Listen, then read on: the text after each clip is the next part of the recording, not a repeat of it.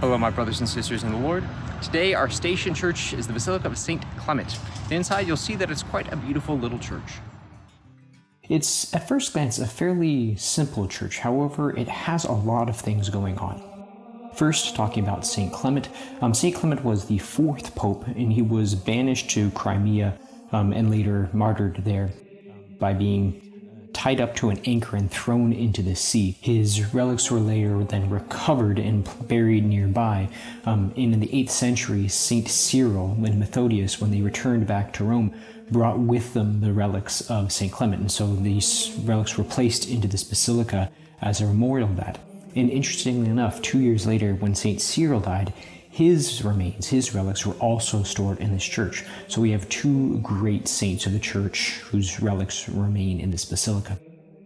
Another interesting aspect of this church is actually underneath it. About 150 years ago, they began excavations, and they discovered that this church was actually built on the remains of an older church, which was built on top of the remains of Roman structures.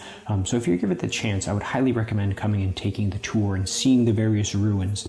People sometimes have jokingly said that Rome is a lasagna, that there's just one layer built on top of another, and you can actually see that in San Clemente. You can see sort of the history of the Roman people. Unfortunately, I wasn't able to get any videos or any images, so I guess this could be your impetus to come to Rome to see this church. Finally, as a sort of meditation, I wanted to point to the cross that's in the apse of the church. If you look very carefully, you can see that the cross is actually portrayed as a tree, the tree of life, and it branches out to the whole world. It branches out in all directions. And on the cross, you see 12 doves, supposed to be symbols of the 12 apostles. And the meditation I have is this idea that the gospel is supposed to be proclaimed. It is supposed to go out to all corners of the world.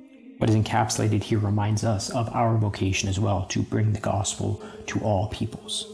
Anyways, my brothers and sisters, I hope you have a continued good Lent. May God bless you, and hopefully I'll see you around.